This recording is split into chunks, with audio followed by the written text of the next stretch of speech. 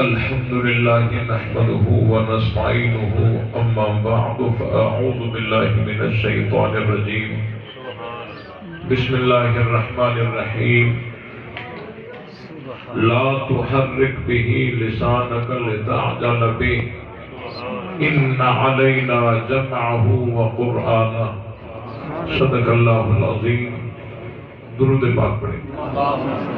اللهم صل على محمد وعلى آل محمد كما صليت على إبراهيم وعلى آل إبراهيم إنك حميد مجيد.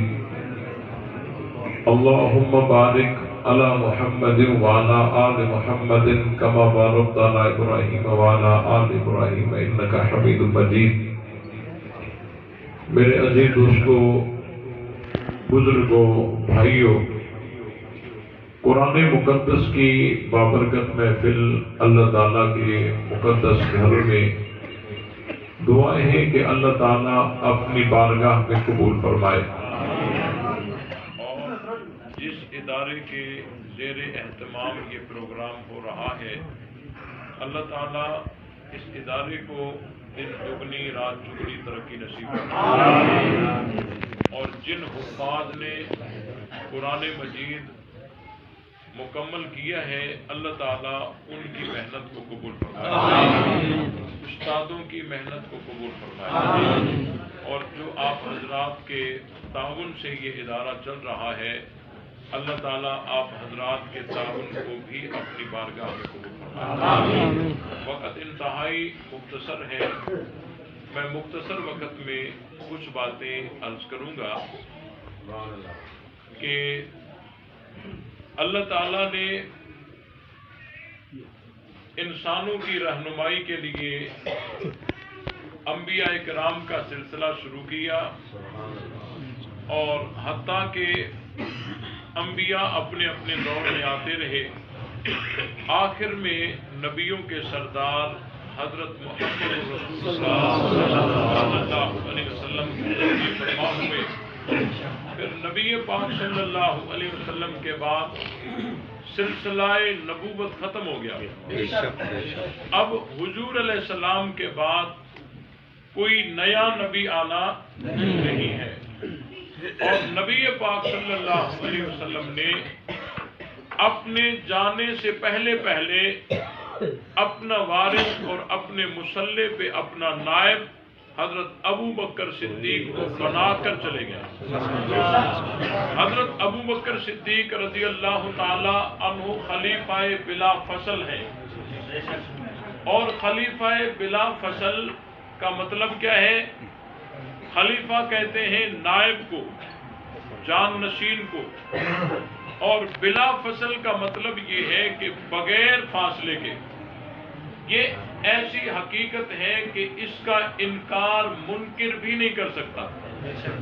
ہاں، وہ یہ کہہ سکتا ہے کہ پہلے نمبر پر ان کو آنا نہیں چاہیے تھا، وہ یہ کہہ سکتا ہے کہ یہ فیصلہ صحیح نہیں ہوا، وہ یہ کہہ سکتا ہے کہ یہ زیادتی ہوئی، لیکن وہ یہ نہیں کہہ سکتا کہ حضرت ابو بکر پہلے نمبر پر آئے ہی نہیں ہیں.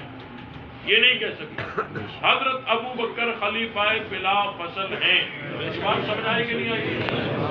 حضرت ابو بکر صدیق رضی اللہ تعالی عنہ کی منقبت، فضائل، عظمت قرآن میں، احادیث میں، کتب تواریخ میں اگر اس عنوان کو لیا جائے تو ایک لمبی فہرست ہے.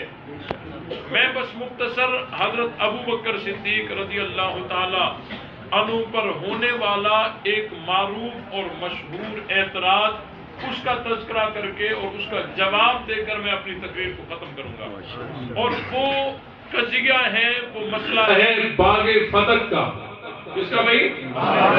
باغ فتح کا. آج ہر چینل پر ہر ذاکر اپنی تقریر میں، ہر جلوس میں، ہر مجلس میں یہ رونا پیٹ رہے ہیں کہ جی خاتون جنت حضرت فاطمہ الزہرا رضی اللہ تعالی عنہا صدیق اکبر کے پاس، صدیق اکبر کی دربار میں گئی اور باغ فتح کا مطالبہ کیا، اور حضرت ابو بکر صدیق رضی اللہ تعالی عنہ نے انکار کر دیا. خاتون جنت نے وہاں فلاں آیت پیش کر دی، صدیق اکبر نے رد کر دی، معاذ اللہ انہوں نے یہ گواہ پیش کر دیے، صدیق اکبر نے رد کر دیا، یوں کرتے کرتے وہ آخر میں یہ بیان کرتے ہیں کہ بالآخر خاتون جنت ناراض ہو کر واپس چلی گئی، اور حضور علیہ السلام کا فرمان ہے فاطمہ بذات منی من آذاہا فقط آذانی، کہ فاطمہ میرے جگر کا ٹکڑا ہے، جس نے اسے دکھایا اس نے مجھے دکھایا۔ یوں کہہ کر حضرت ابو بکر صدیق رضی اللہ تعالی عنہ پر اعتراضات کی ابتدا کرتے ہیں۔ میں اس پر چند باتیں عرض کروں گا وقت کی نزاکت کو سامنے رکھتے ہوئے، اور مختصر وقت میں چند باتیں عرض کروں گا۔ سب سے پہلی بات یہ ہے کہ خاتون جنت حضرت فاطمہ رضی اللہ تعالی عنہ حضور علیہ السلام کی رحلت کے بعد حضرت ابو بکر صدیق رضی اللہ تعالی عنہ کے پاس گئی ہی نہیں ہے۔ یہ بات سمجھائی کہ نہیں آئی؟ حضرت فاطمہ وہاں گئی ہی نہیں ہے، حضرت فاطمہ وہاں گئی ہی نہیں ہے۔ جس خاتون جنت کی پاک دامنی کا عالم یہ ہو کہ آخری وقت میں پریشانی کا اظہار کرتی ہو کہ جب میں اس دنیا سے رحلت کر جاؤں گی میرا جنازہ اٹھایا جائے گا اور جنازے پر چادر ڈال دی جائے گی، غیر محرم کی نظر اس چادر پر بھی نہیں آنی چاہیے۔ جس خاتون جنت کی پاک دامنی کا عالم یہ ہو کہ حضرت علی کو وصیت کرتی ہو کہ میرا جنازہ رات کے اندھیرے میں اٹھانا تاکہ غیر محرم کی نظر میرے جنازے تک بھی نہ آئے، ہم کیسے مان سکتے ہیں کہ وہ خاتون جنت حضرت علی کے ہوتے ہوئے حضرت علی کو ساتھ لیے بغیر اکیلی غیر محرم کے پاس چند کھجوروں کے لیے چلی جائے؟ ہم مانتے ہی نہیں، خاتون جنت وہاں گئی ہی نہیں ہے۔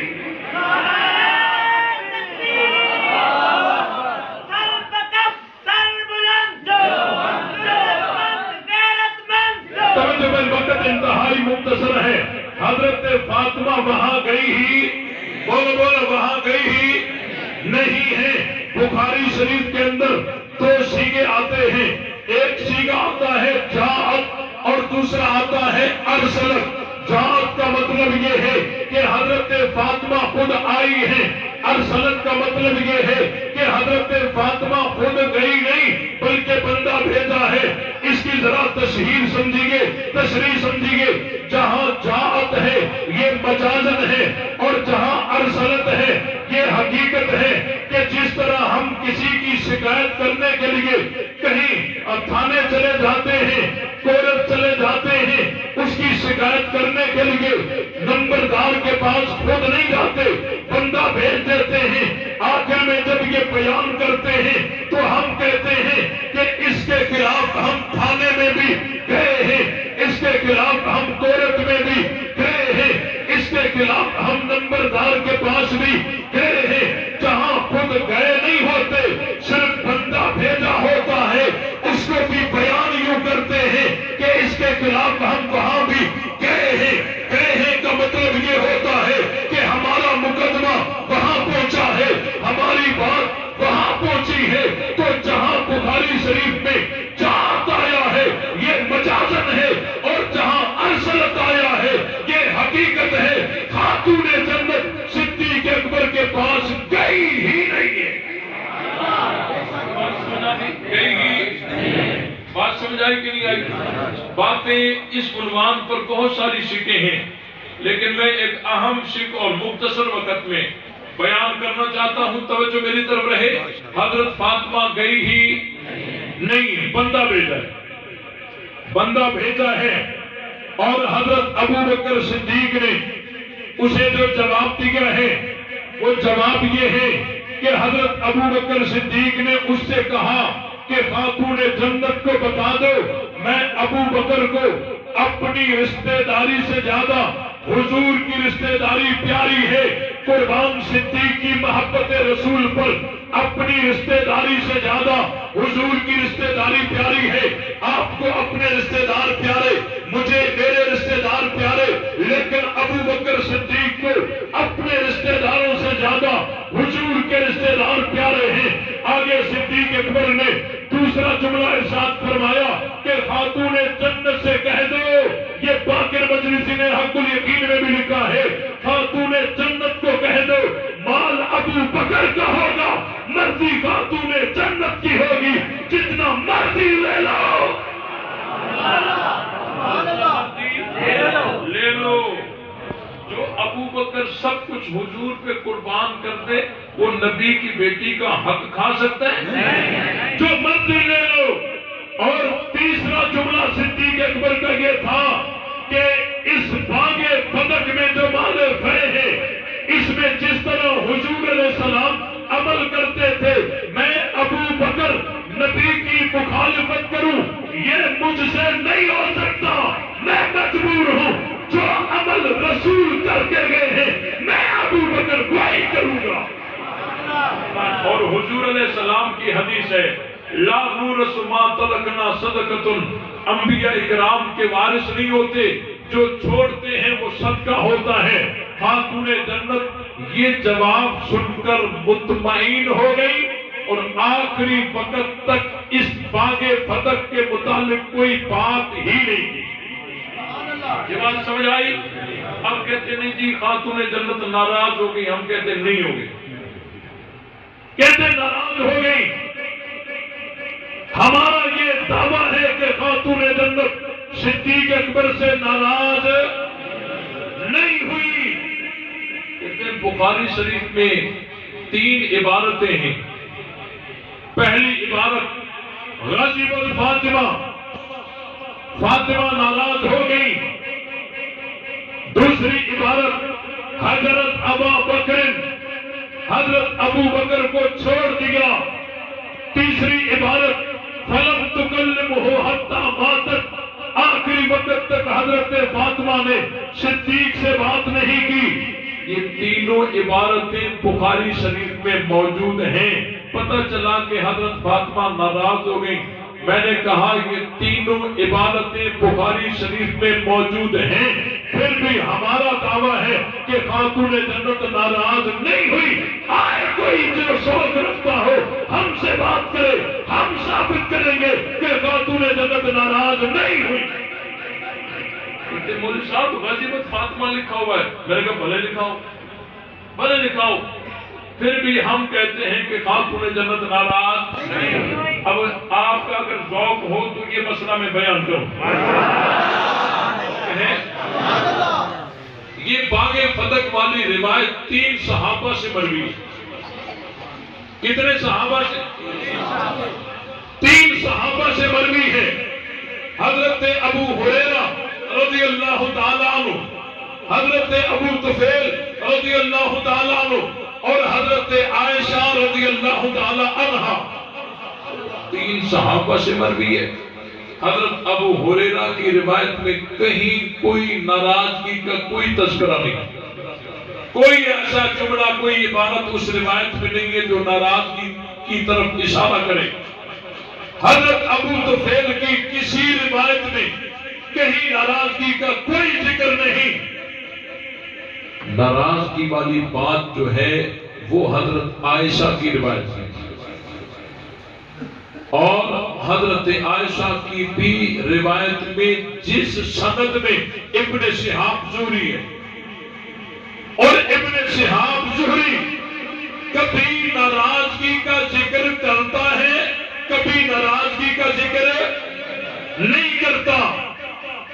اور ایک قرینہ ہے، بہت سارے دلائل اور بھی ہیں، میں ایک قرینہ آپ کو بتا دیتا ہوں کہ بخاری شریف جلد 2 کتاب الفرائض، اس میں 3 نمبر پہ یا 4 نمبر پر یہ روایت موجود ہے جو حضرت عائشہ سے ہے، اور اس کے آخر میں ہے فَلَمْ تُكَلِّمْهُ حَتَّى مَاتَتْ، آخری وقت تک حضرت فاطمہ نے صدیق اکبر سے بات نہیں کی، یہ اس میں موجود ہے۔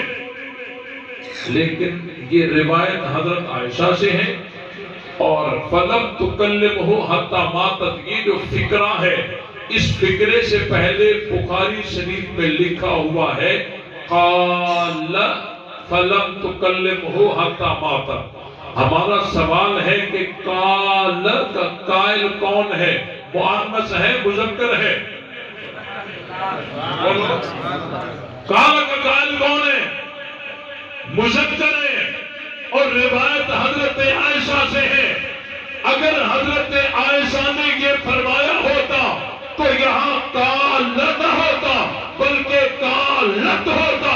پتہ چلا کہ یہ حضرت عائشہ نے بیان نہیں کیا، یہ راوی کا اپنا ظن ہے، گمان ہے، حضرت عائشہ نے بیان نہیں کیا، روایت کا حصہ نہیں، روایت کا حصہ راوی کا اپنا گمان ہے، ظن ہے۔ اس پر قرینہ یہ ہے کہ وہاں روایت حضرت عائشہ کی ہے فلم تکلمہ حتی ماتت سے پہلے لکھا ہوا ہے قال فلم تکلمہ حتی ماتت، تو قال یہ کہنے والا تو مذکر ہے۔ اگر حضرت عائشہ نے یہ فرمایا ہوتا تو قالت ہوتا۔ پتہ چلا کہ یہ حضرت عائشہ نے بیان نہیں کیا، یہ ایک میں نے قرینہ عرض کر دیا۔ باقی بخاری شریف میں ان 3 عبارتوں سے بڑھ کر چوتھی عبارت کوئی پیش کر سکتا نہیں ہے۔ ان 3 عبارتوں میں سے جو سب سے زیادہ سخت اور مشکل عبارت ہے وہ یہ ہے غضبت فاطمہ، کہ فاطمہ ناراض ہو گئی۔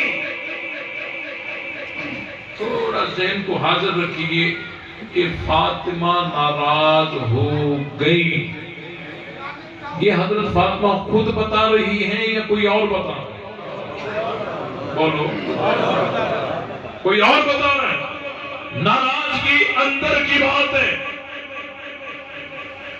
حقیقی اور قطعی اور یقینی بات وہی بتا سکتا ہے جس کا اپنا مسئلہ ہو۔ دائیں بائیں والے جو بتائیں گے وہ اندازہ ہوگا، اندازہ کبھی صحیح بھی ہوتا ہے کبھی غلط بھی ہوتا ہے۔ بھئی یہاں اگر میرے ساتھ کوئی بیٹھا ہو اچانک یوں اٹھ کر چلا جائے، ہم کہیں گے حضرت ناراض ہو گئے، تھوڑی دیر کے بعد حضرت واپس آ گئے، میں کہا حضرت آپ ناراض ہو گئے تھے؟ میں کہا نہیں، مجھے تو تقاضا آیا تھا، میں تو وہاں چلا گیا تھا۔ پتہ چلا کہ ہم نے جو بات کہی وہ اندازہ لگایا، ان کے یکدم اٹھنے کو اور یکدم چلے جانے کو دیکھ کر ہم نے کہا کہ حضرت ناراض ہو گئے، لیکن واپس آ کر انہوں نے بتایا کہ میں ناراض نہیں ہوا۔ پتہ چلا کہ ناراضگی اندر کی بات ہے، دائیں بائیں والے جو بتائیں گے وہ یقینی اور قطعی بات نہیں ہوگی، وہ ہوگا اندازہ۔ قطعی بات یقینی بات اس کی اپنی ہوگی، اور اندازہ اگر نبی لگائے اور درست نہ ہو ایسا بھی ہوا ہے۔ بخاری کا راوی ہے نا، اندازہ اگر نبی لگائے اور درست نہ ہو ایسا بھی ہوا ہے۔ حضرت موسیٰ علیہ السلام اور حضرت خضر علیہ السلام دونوں کشتی پہ جا رہے تھے، اور حضرت خضر نے کشتی کو سوراخ کیے، ناکارہ بنایا، تو حضرت موسیٰ نے اندازہ لگایا کہ یہ کشتی والوں کو ڈبونا چاہتا ہے، اور آگے چل کر حضرت خضر نے جب اپنا مقصد بتایا تو پتہ چلا کہ حضرت موسیٰ نے جو اندازہ لگایا وہ درست نہیں تھا، نبی نے اندازہ لگایا درست نہیں تھا۔ آگے چلیے، حضرت موسیٰ علیہ السلام کوہ طور پہ چلے گئے، پیچھے قوم گمراہ ہو گئی، واپس آئے گمراہ قوم ہو گئی، لڑ اپنے بھائی سے رہے ہیں۔ سوال پیدا ہوتا ہے گمراہ قوم ہو گئی، لڑ بھائی سے کیوں رہے ہیں؟ حضرت موسیٰ نے اندازہ لگایا کہ میرے بھائی سے تبلیغ میں سستی ہو گئی، اسی وجہ سے قوم گمراہ ہو گئی۔ حالانکہ حضرت ہارون سے تبلیغ میں سستی کا کہیں ثبوت ملتا، نبی نے اندازہ لگایا درست نہیں تھا۔ ایک روایت میں ہے نبی کے پاک صلی اللہ علیہ وسلم اپنی ازواج مطہرات سے کسی بات پہ ناراض ہو کر علیحدہ بالا خانہ میں بیٹھ کے جدائی اختیار کر لی۔ صحابہ اکرام اس جدائی کو دیکھ کر مسجد نبوی میں بیٹھ کر یہ روایت کر رہے ہیں، ایک دوسرے کو بیان کر رہے ہیں کہ حضور علیہ السلام نے اپنی بیویوں کو طلاق دے دی ہے۔ اتنے میں حضرت عمر آ گئے، حضرت عمر سے انہوں نے یہ بات کہی کہ حضور نے اپنی بیویوں کو طلاق دے دیے. حضرت عمر حضور علیہ السلام کے پاس چلے گئے. یا رسول اللہ کیا آپ نے اپنی بیویوں کو طلاق دے دیے؟ تو آپ علیہ السلام نے فرمایا نہیں، وہ تو میرے نکاح میں ہے. پتہ چلا کہ وہ جو مسجد نبوی میں بیٹھ کر صحابہ ایک دوسرے کو بیان کر رہے ہیں، یہ ان کا اندازہ تھا جو کہ درست نہیں تھا. نبی اندازہ لگائے درست نہ ہو ایسا بھی ہوا ہے، صحابی اندازہ لگائے درست نہ ہو ایسا بھی ہوا ہے. تو بخاری کے راوی نے اپنے شیخ اپنے استاد سے لم تتکلم سن لیا کہ حضرت فاطمہ نے صدیق اکبر سے بات نہیں کی. تو اس لم تتکلم سننے کے بعد راوی نے اندازہ لگایا کہ ناراض ہو گئی اور اس کو بیان کر دیا غضبت فاطمہ. یہ راوی کا یہاں گمان ہے جو کہ درست نہیں ہے. کیوں درست نہیں ہے؟ کیونکہ عدم تکلم ایسا معلول ہے کہ جس کی علت فقط ناراضگی ہی ہو. یہ بات غلط ہے کہ بات نہ کرنا اور بھی بہت ساری علتوں سے ہو سکتا ہے. عدم ضرورت مطمئن ہو جانا، بھائی جو بات نہیں کرتا تو یہ ضرور تھوڑی ہے کہ ناراض ہے تبھی بات نہیں کر رہا. ہاں بات نہ کرنا ایسا معلول ہے جس کی اور بھی بہت ساری علتیں ہیں. عدم ضرورت کوئی ضرورت ہی نہیں ہے. مطمئن ہو جانا، مطمئن ہو گئی. تو حضرت فاطمہ رضی اللہ تعالی عنہا اگر ہم کہتے ہیں کہ حضرت فاطمہ ناراض ہو گئی تو یہ اعتراض خاتون جنت پہ آتا ہے کہ معاذ اللہ خاتون جنت مال کی محبت میں اتنا آگے نکل چکی تھی کہ حضور کی حدیث سن کر بھی ناراض ہو گئی. اسی لیے اہل سنت کے ہاں دو پلڑوں میں، ایک پلڑے میں بخاری کے راوی ہیں، دوسرے پلڑے میں خاتون جنت ہیں. اگر بخاری کے راویوں کو ہم صحیح مانتے ہیں تو خاتون جنت پہ الزام آتا ہے. اگر ہم خاتون جنت کو الزام سے بچاتے ہیں بخاری کے راویوں کے گمان کو غلط کہنا پڑتا ہے. تو اہل سنت کی حب اہل بیتی کو سلام کرتے ہیں، وہ خاتون جنت پہ الزام آنے نہیں دیتے. کہتے ہیں بخاری کے راوی کا گمان غلط ہے. اگر نبی اندازہ لگائے تو اس کا اندازہ غلط ہو جائے تو نبوت پہ فرق نہیں پڑتا. صحابی اندازہ لگائے غلط ہو جائے تو صحابیت پہ فرق نہیں پڑتا. اگر بخاری کا راوی اندازہ لگائے اور غلط ہو جائے تو بخاری کے راوی کی ثقافت پہ کوئی فرق ہے. فاطمہ ناراض نہیں ہوئی. کیوں ناراض ہوں گی؟ حضور کی حدیث سن کر عام مسلمان بھی ناراض نہیں ہوتا. حضرت فاطمہ ناراض کیسے ہوگی؟ ہوئی ہی نہیں ہے، ناراض نہیں ہوئی. یہ بات سمجھ آئی کہ نہیں آئی؟ حضرت فاطمہ ناراض نہیں ہوئی. یہی بات ہے، یہی وجہ ہے کہ جو فیصلہ صدیق اکبر نے کیا اسی فیصلے پہ مہر حضرت علی المرتضیٰ نے بھی لگائی ہے. اور آگے چلیے، جو کہتے ہیں کہ ابو بکر و عمر نے اہل بیت پہ ظلم کیا ہے، ابن ابی الحدیث شرح نہج البلاغہ یہ تمہاری کتاب ہے، جلد 4 صفحہ 82 پہ ایک روایت موجود ہے. ایک راوی ہے وہ امام محمد باقر سے سوال کرتا ہے، اغائیت ابا بکر و عمر، ابو بکر و عمر کے بارے میں ذرا بتائیے، حل ظلمکم من حقکم شیئا، کیا انہوں نے تمہارے اوپر کوئی ظلم کیا، کوئی حق غصب کیا؟ تو امام محمد باقر رحمت اللہ علیہ فرماتے ہیں لا، انہوں نے ہمارے اوپر کوئی ظلم نہیں کیا. ما ظلمنا من حقنا مثقال حبۃ من خردل، فرماتے ہیں رائی کے برابر بھی ہمارے اوپر ظلم نہیں کیا گیا. ابو بکر عمر نے کوئی ظلم نہیں کیا.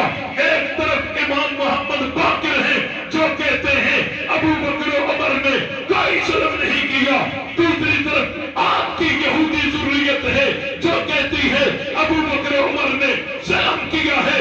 فیصلہ تم پہ چھوڑتا ہوں، ہم آپ کی یہودی ذریت کی بات مانے یا امام محمد باقر کی بات مانے؟